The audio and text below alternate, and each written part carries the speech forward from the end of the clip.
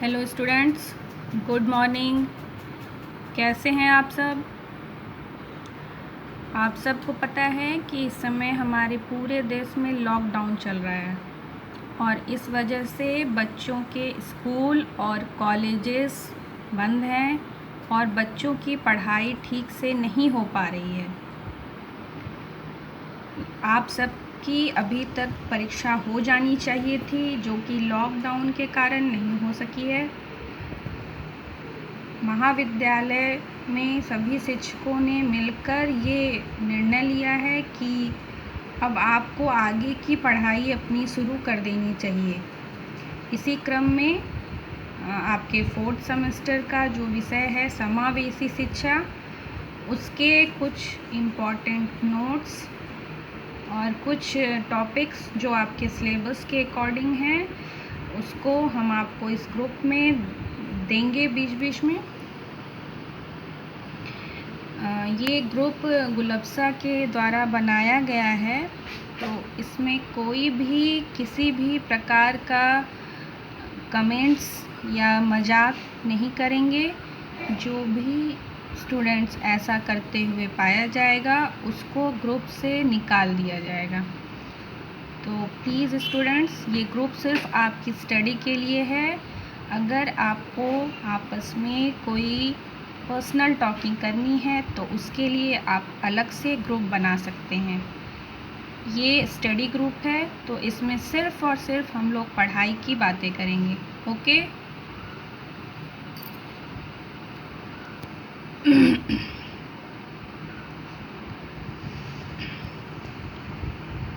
बात करते हैं समावेशी शिक्षा की। तो समावेशी शिक्षा, इंक्लूसिव एजुकेशन है क्या?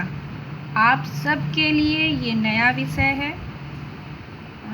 अभी तक जो आपने 3 सेमेस्टर की पढ़ाई की उसमें आपने शिक्षा के बारे में तो जाना, लेकिन समावेशी शिक्षा क्या है, इसको जानने के लिए हम अगर इसके शब्दों को अलग अलग करें तो एक शब्द है समावेशी और दूसरा है शिक्षा।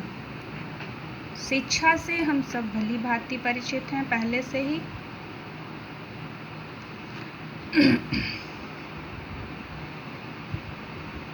अब समावेशी का अर्थ क्या होता है? अगर हम इसके शाब्दिक अर्थ पे जाएं तो समावेशन का तात्पर्य होता है मिला देना या संयुक्त करना। अगर इसके इंग्लिश वर्जन पे हम जाएं, इंक्लूसिव एजुकेशन, इंग्लिश में इसको बोलते हैं इंक्लूसिव एजुकेशन, जिसका अर्थ है एक साथ संयुक्त रूप से चलने वाली शिक्षा। आइए अब हम लोग जानते हैं कि ये समावेशी शिक्षा क्या है और इसकी अवधारणा कैसे सामने आई।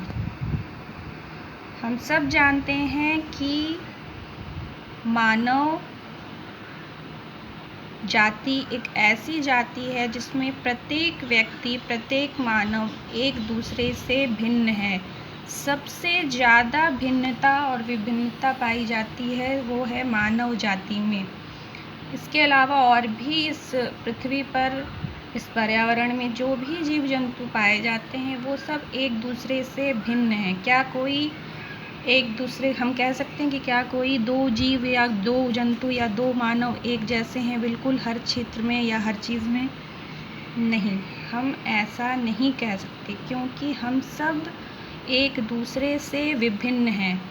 विभिन्नता होने के बहुत से कारण हो सकते हैं, जैसे हमारा वंशानुक्रम, हमारा वातावरण, हमारी व्यक्तिगत क्षमता, हमारा रहन सहन, हमारा पहनावा, हमारी भौगोलिक स्थिति, हमारा पर्यावरण। इसमें से बहुत से ऐसे टॉपिक हैं जिसके बारे में हम लोग पहले से पढ़ चुके हैं।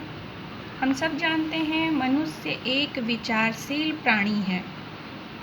वही एकमात्र इस पृथ्वी पर जीव है जिसको भगवान ने सोचने समझने की क्षमता दी है। वो सोच सकता है कि ऐसा क्यों हो रहा है, इसके पीछे क्या कारण है। वो निरंतर विचार करता रहता है और वो कुछ ना कुछ खोजने की, कुछ ना कुछ जानने का प्रयास करता रहता है। इन विभिन्नताओं वाले मानव जाति के बीच में यह प्रश्न उठकर आया कि क्या इन विभिन्न प्रकार के जो मानव हैं, जो एक दूसरे से पूरी तरह से भिन्न हैं, क्या इन सब के लिए क्या एक जैसी शिक्षा होनी चाहिए? क्या एक जैसा सिलेबस होना चाहिए? क्या एक जैसे कक्षा में बैठाकर सबको पढ़ाना चाहिए? इसके अलावा अगर हम व्यक्तिगत विभिन्नता पे जाते हैं तो हम देखते हैं कि